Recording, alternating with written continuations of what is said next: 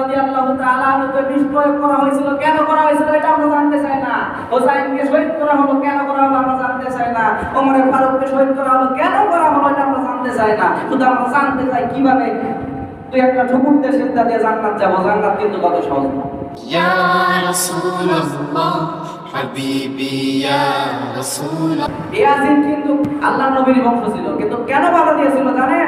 ইয়াজিদের যে ঘটনা, ইয়াজিদ জোর করে ক্ষমতায় নিয়েছিল, কিন্তু জোর করে ক্ষমতা নিয়েছে ঠিক আছে, কিন্তু ইয়াজিদের আরেকটা চরিত্র ছিল, ইয়াজিদ মদখোর। হোসাইন বলতো ওই সমাজে আমি ভালো, গাড়ির ড্রাইভার যদি মদখোর হয়, গাড়ি যদি খাদে যায়, আমি কি ভালো থাকবো বলেন তো? এটা মনে করেন পুরো একটা গাড়ি মনে করেন, আমি এখন ড্রাইভার, আমি হচ্ছে টাটকা মদখোর। এখন আমি যদি একটা খাদের মধ্যে যাই, আমার কি আল্লাহ ভালো দেখবেন? বলেন, ভালো থাকতে পারবেন না। কারণ আমি যদি খাদের মধ্যে যাই, আপনারাও যাবেন। তো হোসাইন এটাই বলতো যে ইয়াজিদ মদখোর এড়ালে জামানা যাবে না।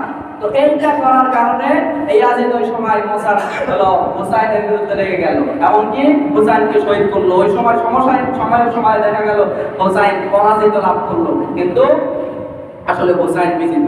হোসাইন রাদিয়াল্লাহু তাআলা আনহু বিজয় লাভ করলেন। তিনি যদি তার কথা মেনে নিতেন, হ্যাঁ তুমি নেতা থাকো, আজকে হয়তো ইসলাম এই পর্যন্ত আসতো না। আমরা যে ইসলাম পাচ্ছি, আমরা শুনতেছি যে হাসান রাদিয়াল্লাহু তাআলা আনহুকে বিষ প্রয়োগ করা হয়েছিল, কেন করা হয়েছিল এটা আমরা জানতে চাই না।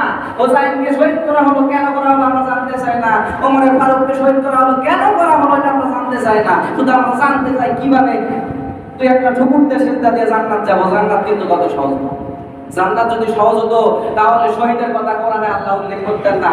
দিন প্রতিষ্ঠা করতে গেলে, আল্লাহ বিধান জমিনে কায়েম করতে গেলে রক্তের প্রয়োজন রয়েছে। এই একটা সামান্য বিল্ডিং থেকে শিক্ষা নেন, এই বিল্ডিং হতে গেলে কিন্তু প্রথমে কাদা থেকে মাটি শক্ত হয়েছে, সেই মাটি কি করলেন আপনি খামির করলেন, করে ইটের খামির দিয়ে বানানো হলো, এরপর আগুনে কিন্তু পোড়ানো হলো। পোড়ানো হয়নি? আগুনে পোড়ানো ছাড়া কি ইট তৈরি হবে? হবে না। দ্বিতীয়ত আইন হওয়ার পর, আগুনে পোড়ার পর এই ইটকে কি করা হলো? ভাঙ্গা হলো, গোড়াগড়ি করা হলো।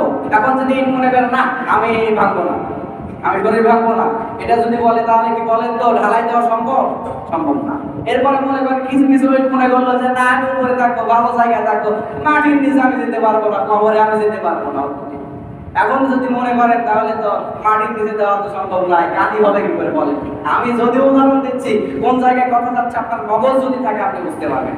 ইসলাম কায়েম হয়েছে ঠিক আছে, কিন্তু কত সহজে কিন্তু হয় না যত সহজে আমরা মনে করতেছি। বদরের যুদ্ধ, উহুদের যুদ্ধ, খয়বারের যুদ্ধ, খন্দকের যুদ্ধ, এগুলা যুদ্ধের কথা। ইতিহাস পড়েন, আপনিও বুঝতে পারবেন যে ইসলাম কিভাবে আসলো আর আমরা কিভাবে ইসলাম ধ্বংস করতেছি।